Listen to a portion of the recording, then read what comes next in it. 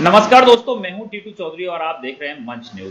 साथियों, आज इस कोरोना महामारी के दौर में लोग बहुत ज़्यादा परेशान हैं। लोग हताश भी हो चुके हैं क्योंकि हॉस्पिटल्स में पूरे बेड फुल हैं और कहीं भी कोई पेशेंट को लेने को तैयार नहीं है। ऐसी स्थिति में जो परिजन हैं उनके सामने बड़ी समस्या खड़ी हो जाती है कि वो अपने पेशेंट को किस तरह से उसकी देखभाल करें और किस तरह से अपने पेशेंट की जान बचाएं। और वो लोग बड़े परेशान रहते हैं। पैसा देने के बाद भी बेड उपलब्ध नहीं हो पा रहे हैं, इस तरह की खबरें मीडिया में आ रही हैं। तो हमारे साथ में मौजूद हैं साइंटिस्ट और प्रोफेसर डॉक्टर अरुण प्रताप शिकरवार, जो अभी फिलहाल दयालबाग यूनिवर्सिटी में प्रोफेसर के पद पर तैनात हैं। आज हम इनसे जानेंगे डॉक्टर साहब से कि हम किस तरह से अपने घर पे रह के, अगर कोई कोविड का पेशेंट है, अगर वो कोविड पॉजिटिव है, तो हम उसकी किस तरह से देखभाल कर सकते हैं और किस तरह से उसकी जान को बचा सकते हैं। नमस्कार डॉक्टर साहब, आपका स्वागत है। नमस्कार टीटू। कैसे हैं सर? हाँ, मैं बिल्कुल ठीक हूँ, लेकिन हाँ, घर के बाहर अगर देखा जाए, न्यूज़पेपर में देखा जाए या टीवी में, इस समय काफी हद तक एक भयानक सिचुएशन होती जा रही है चारों तरफ, और अपने अपने फोन की डायरेक्टरी भी छोटी होती जा रही है। मेरा मतलब कितने दोस्त या सेकेंडरी टर्सरी रिलेटिव या फ्रेंड, वो लोग इस कोरोना के लिए बलिदान देते जा रहे हैं, ऐसा लगता है। जी जी। ऑडियंस के दिमाग में बहुत सारे सवाल हैं। पब्लिक बहुत ज़्यादा परेशान है। मीडिया में बहुत सारी खबरें आ रही हैं, भ्रामक खबरें भी आ रही हैं। हॉस्पिटल्स की भी तस्वीरें आ रही हैं, हॉस्पिटल्स के अंदर की भी तस्वीरें आ रही हैं। तो लोग बड़े परेशान हैं। एक तरफ तो लोगों के मन में डर है कि हॉस्पिटल नहीं जाना है, और जब ज़्यादा परेशान होते हैं तो वो हॉस्पिटल जाना भी चाहते हैं और उनको हॉस्पिटल में बेड उपलब्ध नहीं होता। क्या करें ऐसे में लोग? सबसे पहले तो मैं बता दूं, अभी बहुत सारी खबरें, ऐसा माना जाता है कि करीब 3-4 वो खबरें जो मास मीडिया पर इस समय चल रही हैं, जैसे कि व्हाट्सएप या टीवी या हर जगह, वो या तो गलत है या फिर उनका कोई साइंटिफिक बेसिस नहीं है। So one should use fact check. Internet पे ऐसी कई साइट है जहाँ पे उन फोटोज को डाल के, इंफॉर्मेशन को डाल के हम ये देख सकते हैं कि वो फेक न्यूज है या सचमुच को सही है। ऐसे बहुत सारे नुस्खे और बहुत सारे दवाएं या छोटी छोटी चीजों के बारे में दावा किया जाता है कि इससे ठीक हो जाता है, वो भी कई हद तक सही नहीं है। अब सही तरीका तो यह है कि अगर हो सके तो हमें WHO की वेबसाइट या CDC जो US गवर्नमेंट का है, ICMR जो भारत सरकार की है, या ministry of health and family welfare, उनकी वेबसाइट को चेक करते रहना चाहिए।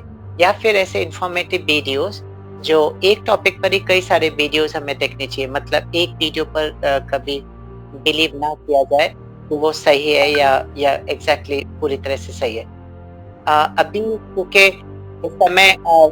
इस समय millions of covid patients are coming every day in India, और अभी पीक थोड़ा सा लास्ट 2 दिन के अंदर थोड़ा सा प्लेट्यू या बराबर करीब की ओर आया है, और इसका एक इंडिकेशन जाता है कि शायद ये महीने के अंत या उससे पहले इसका डिक्लाइन स्टार्ट हो जाएगा कोविड पेशेंट का। अभी ये हालत हो गई है कि हर कोई कोविड पेशेंट अपने सैंपल को देके आरटी-पीसीआर रिपोर्ट नहीं ले पा रहा है, क्योंकि वहां पर ऑलरेडी इतने सारे सैंपल्स पाइपलाइन में हैं, या फिर लोग घर से बाहर जाने में कतरा रहे हैं। कोविड-19 के जो सिम्टम है वो हमें पिछले 1 साल से ज्यादा हो गया पता है, जैसे फीवर का आना, ड्राई कफ, इसके अलावा sense of smell and sense of taste कम हो जाना या बहुत ही जीरो के बराबर हो जाना। इसके अलावा बॉडी एक, स्वेटिंग, कफ, चेस्ट पेन, ऐसे बहुत सारे सिम्टम है। इस समय जो ज्यादातर केसेस हैं कोविड के, वो इस तरह के उनका ये मैनिफेस्टेशन है। अभी जहाँ तक ऐसे कई साइंटिफिक रिपोर्ट्स में बताया गया कि जिनमें sense of smell and sense of taste जो लॉस होता है, वो शायद माइल्डर वेरिएंट है कोरोना वायरस का। और ऐसे केसेस भी हैं जिनमें ये दोनों सेंसेस का कोई फर्क नहीं पड़ रहा है बॉडी में, वो शायद यूके वेरिएंट्स या फिर वो जो म्यूटेटेड है, double mutate and triple mutant corona virus, वो से इन्फेक्टेड है।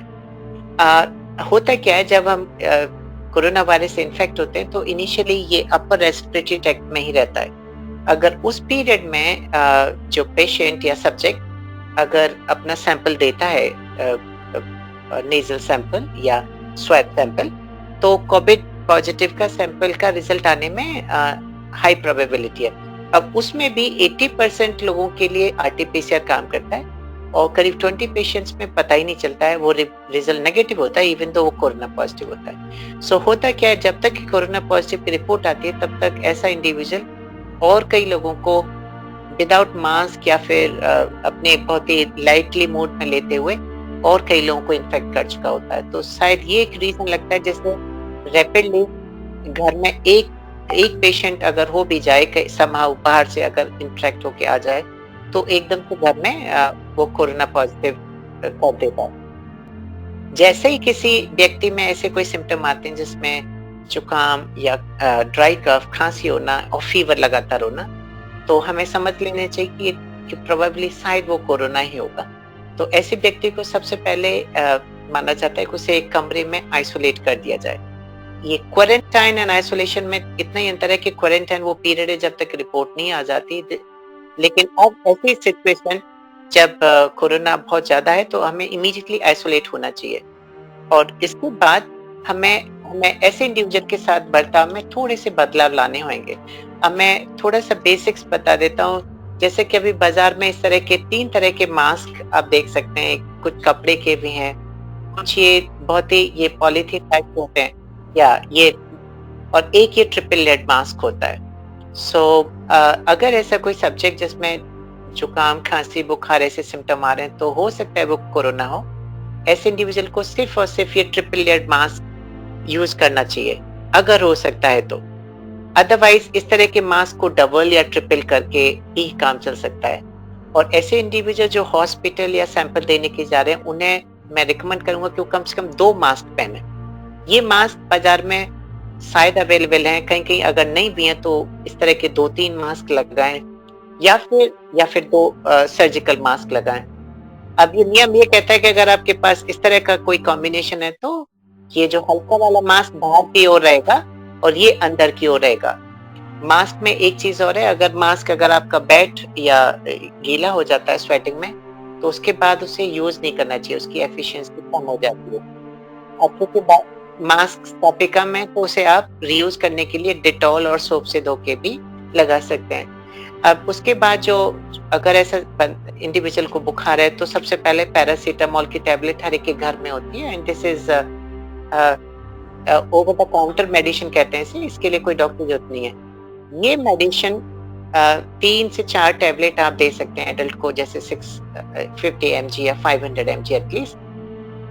अब यहाँ सबसे ज्यादा ध्यान देने लायक क्या बात है कि कई लोग बुखार आने पर ये टैबलेट लेते हैं, जबकि ये गलत है।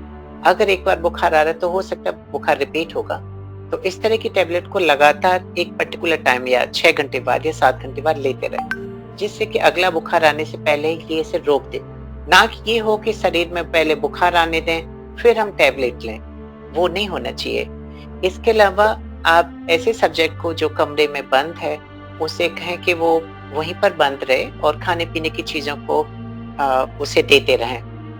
रूम वेंटिलेटेड होना चाहिए, रूम बिल्कुल एनक्लोज नहीं होना चाहिए।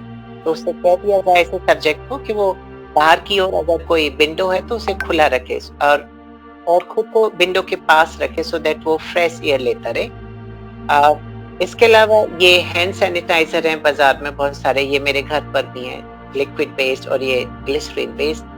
इससे आप हाथ धोते रहें जब भी आप इंटरेक्ट कर रहे हैं या खाना पीना दे रहे हैं अपने फैमिली मेंबर को।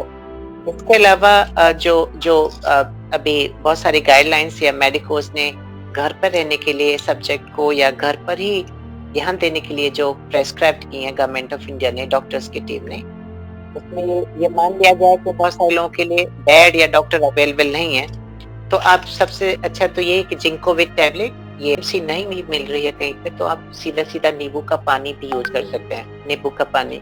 इसके अलावा मार्केट में कुछ मल्टी वाइटामिन हैं, उन्हें भी कहा जा रहा है कि विटामिन B12 या कुछ और सप्लीमेंट हैं जो हेल्थ या इम्यून सिस्टम को इम्प्रूव करने के लिए हैं। जैसे जैसे बुखार आता है तो डिहाइड्रेशन होता है बॉडी में, तो ऐसे इंडिविजुअल को खूब ज्यादा से ज्यादा पानी भी पीना चाहिए और अगर संभव हो सके तो ORS, ओरल रिहाइड्रेशन सॉल्यूशन, ये मार्केट बेस्ड है, बट आप चाहें तो सीधा सीधा नमक का पानी और थोड़ी सी शुगर पानी के साथ मिला के उसे देते रहे ऐसे सब्जेक्ट को, सो दैट डिहाइड्रेशन बॉडी का ना हो।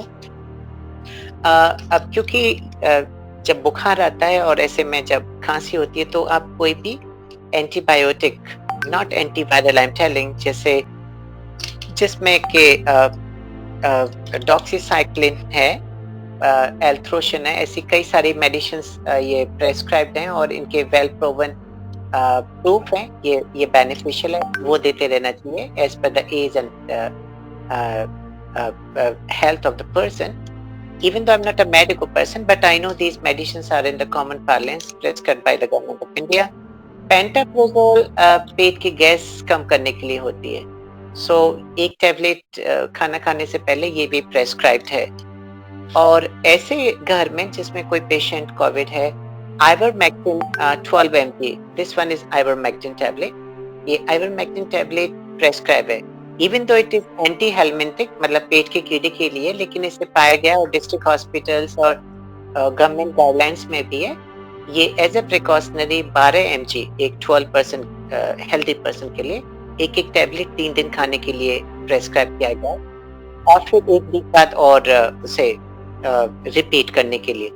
इसके अलावा आयुर्वेदा की बहुत सारी चीजें मार्केट में अवेलेबल हैं, उनमें से जैसे कोरोनिल एक टैबलेट है, इसके अलावा अश्वगंधा, इसके अलावा गिलोय, या अगर इस तरह की चीजें जो फाइटो मेडिसिन से अगर वो अवेलेबल हैं कि समहाउ, तो उन्हें भी देते हैं। सो हमें अल्टरनेटिव वेज पर इसे कंट्रोल करने की कोशिश करनी चाहिए।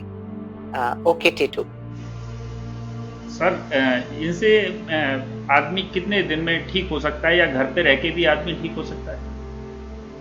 देखिए, अभी बहुत सारी रिपोर्ट्स में क्लियर हो गया है कि जिस दिन कोरोना के फर्स्ट सिम्टम आते हैं बॉडी में, जिस समय फर्स्ट टाइम बुखार आता है, और अगर ऐसा सब्जेक्ट हो रहा है तो उसके लिए पहले 4 दिन तक इन्फेक्शन बढ़ाने की प्रोबेबिलिटी ज्यादा होती है। मींस दैट टाइम जो वायरस है वो प्रोबेबली अपर रेस्पिरेटरी ट्रैक्ट में है, तो उस समय इन्फेक्ट करता है। इसके अलावा 4 दिन से लेके करीब 8 दिन तक का जो पीरियड है वो मोस्ट एक्सट्रीम है। उस समय वो वायरस आपके लोअर रेस्पिरेटरी ट्रैक्ट, जिसे लंग्स कहते हैं, मेन ऑर्गन, वहां तक ना पहुंचे। अच्छा है कि वहां तक ना पहुंचे, और अगर वहां पे पहुंच के अगर आपकी इम्यून सिस्टम अच्छा है तो वायरस को टेक ओवर करके वो इन्फेक्शन को फर्दर रोकेगा, और नहीं तो फिर वो इंटरसेलुलर हो जाएगा वायरस अगर आपका इम्यून सिस्टम कम है, और इसके बाद निमोनिया काइंड के सिम्टम्स आने लगते हैं। ओके, निमोनिया में जैसे खरखर की आवाज आती है और फिर सांस कम होने लगती है पेशेंट के। और अगर ऐसा माना जाता है कि अगर पहले 14 दिन कोई सब्जेक्ट अगर संभल के बचा रहे इस कोरोना से, तो समझो वो पेशेंट ठीक हो जाएगा। अगर जो भी कुछ गलत होना है तो पहले 14 दिन में ही होगा, उसके बाद नहीं होगा। जब जैसे बुखार और ये सब सिम्टम आपको लगता है कि कोरोना टाइप के सिम्टम है, और मान लेते हैं कि आप किसी को सैंपल नहीं भी दे पा रहे हैं किसी गवर्नमेंट एजेंसी या साइट को, तो आप अपने ये घर के जो प्रेस्क्राइब चीजें हैं वो तो कर ही लें। इसके अलावा ये ऑक्सीमीटर है, ये सैचुरेशन बताता है ऑक्सीजन का आपके ब्लड में कितना, हीमोग्लोबिन कितना सैचुरेट होकर चल रहा है। तो in general a healthy person is having SpO2 of like 98 to 100। Oximeter की जो बाजार में है वो करीब, मैं देख रहा हूँ, 400 रुपए से लेकर स्टार्ट होते हैं, ये करीब 1000 रुपए का है। सो बहुत चीप पर ना जाएं, क्योंकि जो चीप इंस्ट्रूमेंट लेंगे वो जल्दी खराब होगा, और उसका एक डर ये भी कि उसकी स्पेसिफिसिटी उतनी अच्छी नहीं होगी, वो प्लस माइनस एरर ज्यादा देगा। जैसे ये है, इसमें कुछ नहीं होता है, इसमें एक सेंसर होता है रेड कलर की लाइट का, इंफ्रारेड वाला। ये जैसे ही फिंगर पे आप इंडेक्स फिंगर पे यूज करेंगे और आप इसे इंसर्ट करेंगे, then it will start taking reading. जैसे इस इंस्ट्रूमेंट की जो सैंपल लेने की वो है टाइम, अभी आपका 97 बता रहा है, 97 point. Yes, yeah that's good, it's a good sign, like 97 अभी शो कर रहा है। लेकिन याद रखिए इसके कुछ 2-3 चीजें इंपॉर्टेंट इसके लिए। आप जब भी ये रीडिंग लेंगे ऑक्सीमीटर की, वो एक ही फिंगर से लेंगे बार बार, ऐसा नहीं कि अभी इंडेक्स फिंगर, अगली बार इससे या तीसरी बार इससे। ये एक ही फिंगर से बार-बार लेनी है और सब्जेक्ट को खुद या फिर उसके फैमिली मेंबर से नोट करते रहना है। इसी तरह से थर्मोमीटर भी यूज़ करके उसकी जो रीडिंग्स हैं टेम्परेचर की 98.9 या 100 या 101 डिग्री फ़ारेनहाइट, उसको भी every 4 hours per generally as per guideline 4 घंटे के आसपास आप रिपीट लेते रहें। सो ऑक्सीमीटर को आप हर बार उसी फिंगर पर यूज़ करेंगे। इसके अलावा चाहिए कि आपको अगर घर में 2 लोग बीमार हैं तो आप हमेशा उंगली को डिसइंफेक्ट करेंगे आप इससे। आपको फिंगर को ऐसा नहीं है कि आप लगातार एक दूसरे के लेते रहें सो दैट इन्फेक्शन के लिए चांसेस कम हो जाए। और फिंगर शुड बी वो मूव नहीं कर रही होनी चाहिए, जैसे एक फिक्स जगह पर और बहुत ही शांत जगह पर लेना है और आपको इसे मूव नहीं कराना है। ये 95, 94 इवन अप टू 93 तक ठीक है, लेकिन उससे अगर नीचे जाती है ऑक्सीजन कंसंट्रेशन तो फिर चिंता की बात बढ़ती है सब्जेक्ट के लिए। उसी समय इमीडिएटली आपको चाहिए कि आप किसी ऑक्सीजन का सिलेंडर या उसके मास्क का एक सेट आता है बाजार से, वो एटलीस्ट आप कहीं से अरेंज कर लें या फिर किसी डॉक्टर के पास जाने की जरूरत पड़ेगी तो आप ये देख लें कि आप किस हॉस्पिटल को जा पाएंगे, कहाँ पर ऐसा कोई मरीज एडमिट हो पाएगा या नहीं, क्योंकि 90 से नीचे जाने का मतलब it's a danger, okay, it's a severe condition below 90 SpO2 होना, ओके। तो उसके बाद फिर मेडिकल प्रोसीजर्स या फिर मेडिकल ट्रीटमेंट हॉस्पिटल में, वहाँ पे आप ऐसे पेशेंट को ऑक्सीजन देनी ही पड़ेगी। समहाउ अभी ऑक्सीजन सप्लाइड ऑक्सीजन की काफी किल्लत है और ऐसा सुनने में आ रहा है कि कई जगह पर really it's a horrible situation और कुछ पेशेंट की जान भी गई है इसकी वजह से, ऑक्सीजन होने की वजह से। ये कुछ थोड़े से घरेलू चीजें मैं समझाने की कोशिश कर रहा था कि घर में रह के भी आप थोड़ा सा पॉजिटिव मूड में रहें, आप नेगेटिव न्यूज ना देखें न्यूज़पेपर्स को, थिंक पॉजिटिव, आप अपने लिए ऐसे सोचें कि मुझे और जीना है, मुझे बहुत कुछ करना है और नेगेटिव न्यूज़ से दूर रहें, क्योंकि मेंटल अगर आपको ऐसा मन टूट जाए पहले से ही तो फिर आपकी इम्यूनिटी भी उतनी तरह से डाउन हो जाती है।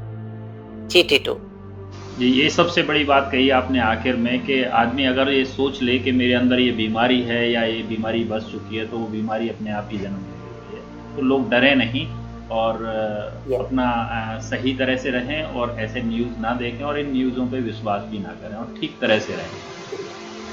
और क्या है इम्यूनिटी पावर बढ़ाने के लिए कुछ? ओके, इम्यूनिटी के लिए जो बेसिक चीज़ है इस समय जो प्लांट मेडिसिन्स या फाइटो मेडिसिन्स या हम कहें ट्रेडिशनल नॉलेज में जो एजेस से हमें पता है हजारों सालों से, उसमें एक हल्दी का दूध इज मेन इम्पोर्टेंट, मैं खुद यूज करता हूँ। ये हल्दी का दूध ही जब हम अमेरिका में होते हैं उसे गोल्डन मिल्क कहते हैं। सो आप चाहिए तो कि आप जो पिसी हुई जो हल्दी है उसे अवॉइड करें क्योंकि उसमें कंटेमिनेशन हो सकता है। तो जो साबुत हल्दी है बाजार से वो मंगा के रखें और जब भी आपको बनाना है दूध तो उसे लेके जो खल्लड़ होते हैं उसे नहीं, उसे कूट लें और उसे गर्म दूध में उबलने दें 5 मिनट के लिए और फिर से छान के पिए। तो ये गोल्डन मिल्क कहा जाता है और इसे अभी कई आयुर्वेदा वाले जो लोग हैं वो 2 बार मिल्क लेने की बात कर रहे हैं। इसके अलावा आप ज्यादा से ज्यादा अदरक का यूज करें अपनी चाय में, क्योंकि जिंजर या अदरक का है वो काफी इम्यून बूस्टर होता है। इसके अलावा जो लहसुन है जो हम सब्जियों में यूज करते हैं अपने नॉर्दर्न इंडिया में, वो भी एक अच्छा सा एंटीसेप्टिक भी है और उसके बहुत सारे गुण हैं। इसके अलावा आप शहद खा सकते हैं चीनी को अवॉइड करके, आप गुड़ खा सकते हैं, गुड़ बहुत अच्छा होता है इम्यून सिस्टम के लिए। एंड बाजार में बहुत सारे ग्रीन टी हो गए या बहुत सारे ऐसे आइटम हैं जो इम्यून सिस्टम को बूस्ट करते हैं। वो इसलिए कि इम्यून सिस्टम को या को फाइट करना है कोरोना या कोई और काली मिर्च और लौंग और ये सारी चीजें मसाले बहुत ज्यादा प्रयोग में ले रहे हैं, गरम मसालों का प्रयोग कर रहे हैं। यस, अभी एक चीज देखी गई कि जो लोग बहुत ज्यादा काढ़ा पी रहे हैं दिन में लगातार, वो उससे लिवर पे इफेक्ट पड़ता है अब एक्चुअली काढ़ा का जो पोटेंसी है वो हम पता नहीं लगा सकते आयुर्वेदा में, वो कितना कॉन्सेंट्रेटेड किसी ने बनाया है और बॉडी के साइज के अनुसार और वेट के अनुसार उसे कितना पीने को अलाउड है एक इंडिविजुअल को। जैसे मैं 70 kg का हूँ तो मेरे लिए कितना है और कितना कॉन्सेंट्रेटेड है। तो अभी देखा जा रहा है कि कुछ लोगों में उससे कुछ साइड इफेक्ट हल्के से आते हैं, क्योंकि वो एक्चुअली लिवर आपका जो शरीर का होता है वो टॉक्सिक सब्सटेंसेस को बाहर करता है, वो डिग्रेड करता है। तो काढ़े में कई सारी चीजें क्योंकि क्रूड मटेरियल में होती हैं, वो क्रूड एक्सट्रैक्ट होते हैं हर्ब्स के, लेकिन उसके अच्छे इफेक्ट सबसे ज्यादा आए हैं, तो हमें उसे इग्नोर करना चाहिए और काढ़े अगर हैं तो पीना चाहिए। इट्स वर्किंग गुड, मैंने खुद यूज किया है। तो साथियों यस तो साथियों आपको हमारी ये जो इन्फॉर्मेशन है जो डॉक्टर साहब के द्वारा बताई गई है आपको पसंद आई होगी और हो सकता है इससे आप लोगों को लाभ भी मिलेगा। और आप लोग जो डॉक्टर साहब ने बताया है कि अगर कहीं पे आपको बेड्स नहीं मिल रहे हैं, किसी हॉस्पिटल में कोई व्यवस्था नहीं हो रही है, तो आप घर पर इस तरह के आप ये 2 से 3 हज़ार रुपये की ये सामान आएंगे, ये आप एक पेशेंट के लिए ले सकते हैं और उसकी देखभाल कर सकते हैं। अगर आप उसको समझा के रखेंगे कि उसको कोई प्रॉब्लम नहीं है, वो ठीक हो जाएगा और उसको पॉजिटिव रखेंगे तो वो 100% ठीक हो जाएगा। और 7 से जो 14 दिन हैं जो लास्ट वाले, उस स्टेज में आप उसको बिल्कुल पॉजिटिव रखिए, शुरू से ही उसको पॉजिटिव रखिए कि आप ठीक हैं, आप स्वस्थ हैं, आपको कुछ नहीं होगा। अगर ऐसा रहा तो वो 100% जीत जाएंगे और उनको कोरोना इफेक्ट नहीं करेगा, कोरोना खत्म हो जाएगा। तो साथियों अगर आपको हमारी वीडियो अच्छी लगी है तो इसको लाइक करें, शेयर करें और चैनल को सब्सक्राइब करना ना भूलें, ताकि फिर हम आपको इसी तरह की दूसरी वीडियो सबसे पहले दिखा सकें। नमस्कार। थैंक यू डॉक्टर साहब। नमस्कार। Thank you. नमस्कार।